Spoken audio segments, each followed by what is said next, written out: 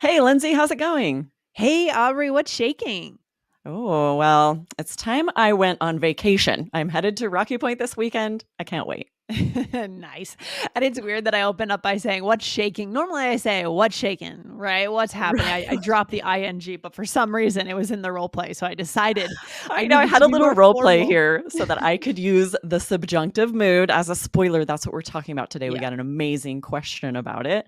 And so I put for Lindsay to say, what's shaking? When normally Mhm. you'd just say, what's shaking? Yeah, we loved we're going into subjunctive today, and we like to get into grammar when it can be applied to connection, right, Aubrey? To Absolutely. Yeah. connection, not perfection. So why don't we just dive in with the student question for today's episode? Let's Would do you it. like to read it, Aubrey, for us? Sure. It says, Okay. how are you doing? This is Ahmad Kinis from Saudi Arabia. My learning English journey completely changed 5 months ago once I started listening to your podcast. I wish you all the Ooh, best and success with your great podcast. Thank you, Ahmad. that's That's amazing. amazing to hear that. Yeah. Yes. And then he says, a few weeks ago, I heard the following sentence from a speaker talking about his son that it is time to go to sleep. It is time he went to bed. I didn't understand. I'm not used to hearing similar sentences. I understand the speaker meant the present while using the past tense. Can you please clarify how we use the past tense to express the present? I'm excited to hear a podcast about this sentence. Best regards, Ahmad. Such a good Yeah. question. So good. And I love that Ahmad asked this question because this is something that comes up, I would say less frequently, but when it does come up, you need to know what it means. Right? Exactly. I can understand that being confusing. When you see the present tense, it's time that, but then Mhm. there's this past tense verb. It's time that he went to bed. I don't understand. Why are we switching from present to past? What's happening here? It's And the confusing. answer is subjunctive, which can be Yes. very confusing. Ooh, okay. I'm really excited. This is a high level grammar skill too, isn't it, Aubrey? Probably Yes. around the B2, C1 level, something in that world. And, guys, we have a C1 course coming very soon. So get ready for it. It should be out very soon. I'm not sure what day this episode's coming out, but it's coming soon. So be Awesome. ready. So exciting. That is an amazing course. We can't wait Yes. for it. Keep your eyes open, your ears, your eyes peeled for it. Yes, good stuff. All right. So, what do we need to know grammatically speaking, Aubrey? Let us know. Let's build the Yeah. building blocks here. Okay, so first, really good question. Lindsay and I, dove into subjunctive in an episode not too long ago. Stay to the end and we'll share which one that is so that you can do more of a deep dive into how subjunctive is used. It's actually a mood, it's not a verb tense. The Ooh. subjunctive, so be sure to hit follow if you're missing these episodes because Yep. that was an awesome grammar episode. Mhm. So it's a mood and not a tense. What is the difference between a mood and a Exactly. tense, Aubrey? How should we think about that?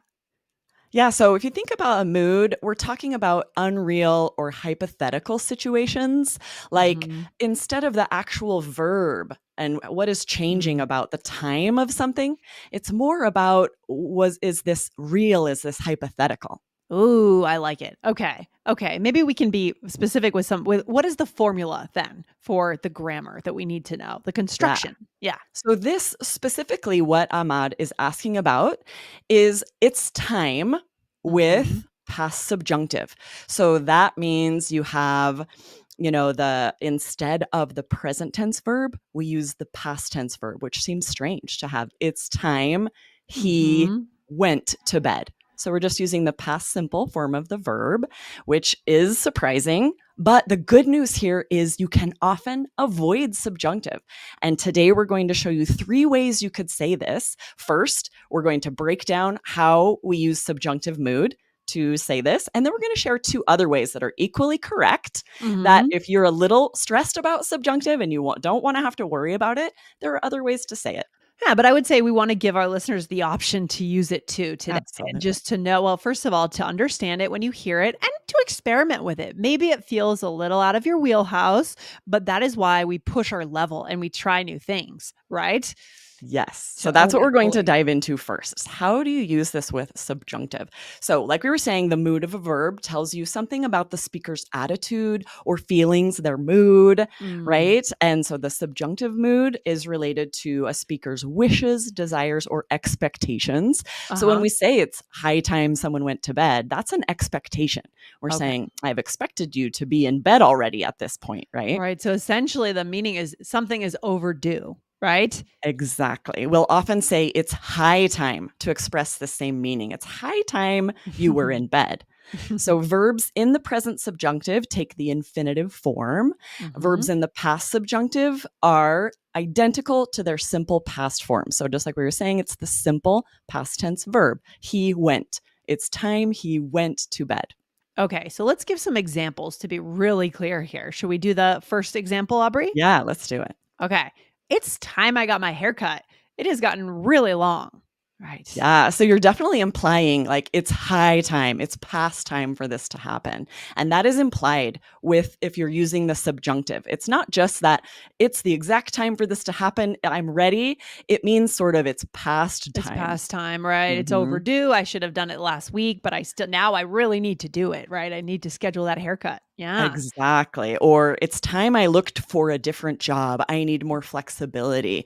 And for both Mhm. of these, you could add that high time. We say it's high time I looked for a different job Yeah. because this is implied just by using the subjunctive that it's past time. Yeah. I would say high time feels a little older to me. I don't know. Do you hear it these days or do you hear it more from our parents' generation, would you say? Oh, that's interesting. I hadn't really thought about that yet. It doesn't sound Yeah. outdated to me, but maybe a little Mhm. less common. Sometimes we add it almost out of necessity because Mm. if we're not using the subjunctive, we sort of need it's high time to indicate that it's past due. If not, we need the subjunctive. Yeah, maybe it's because it's the mood concept, right? Imagine like grandparents saying this about their grandkids. It's high time that child learned how to do XYZ, like went to school and, you know, do you know what I mean? It's like kind of Yeah, that sort of a judgment. We're sort judgment. of implying Yeah. this judgment that it's past time or something. Yes. It's funny.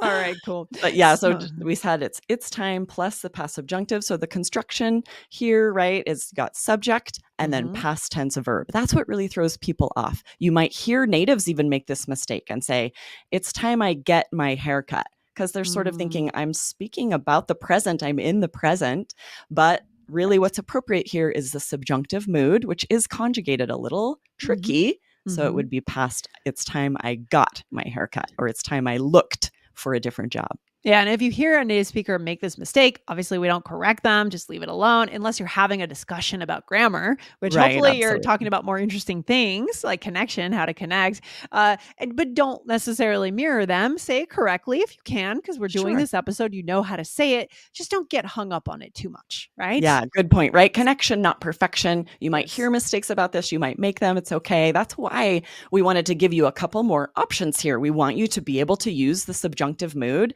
but there are a couple of different ways to express the same meaning. Mhm. And the first one is just to say it's time followed by an infinitive.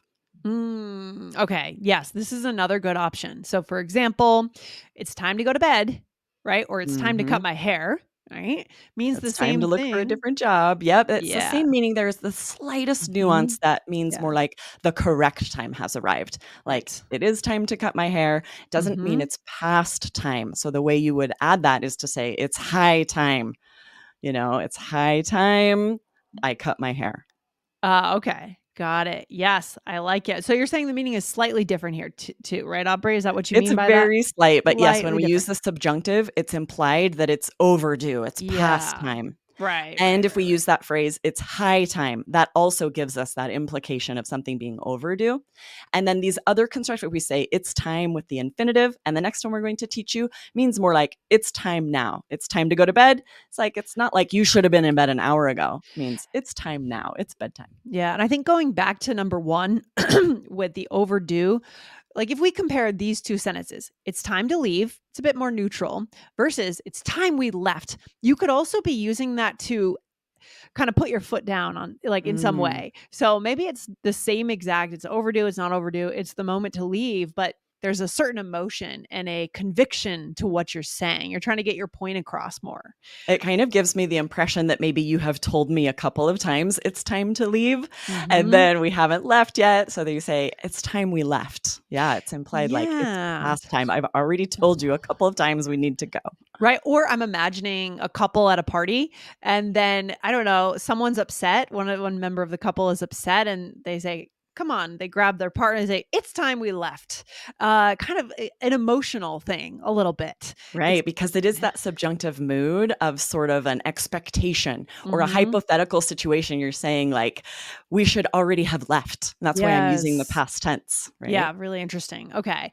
Third example, third alternative or The second third alternative, alternative. right? The third option here is to say it's time followed by for, and then what should have happened or what should be happening, right? So, same meaning as number two, the correct time has arrived. So for example, it's time for you to go to bed or it's time for me to cut my hair, right? And that doesn't mean Mhm. literally you're cutting it. It means you have to schedule an appointment, right? Exactly. You could the same meaning, it's time for me to go get my hair cut. We're just dropping Yes. it's time for me to cut my hair. It's time for me to Yes. get my hair cut. Or it's time for coffee. Exactly. So you don't always you'll see these first options, you have the pronoun, it's time for me to do something, right? hmm The pronoun followed by the infinitive, but that's not a requirement. You could just say it's time for breakfast, it's time for coffee. Yes, I like it. And then high time, does it go with this one? Yeah, both of these you would add high time to get that same meaning as subjunctive, right? It's high time we have coffee. It's the same as the subjunctive. It's time we had coffee. That little bit of an Mm. implication of it's past time. Wow, there's so much in this grammar in terms of what we're conveying, isn't there, Aubrey? Yes. Okay, let's jump into a role play because we like to make English super natural. So, Aubrey, here we are discussing new eateries. So, places to Yes. eat. Yeah. Yes, I'll start us out. Okay. It's time we tried that new Italian restaurant. I've heard it's great. I agree. It's also time to check out that bakery downtown. Nice. I wish I were there right now. What are we waiting for? I think it's time for us to jump in the car.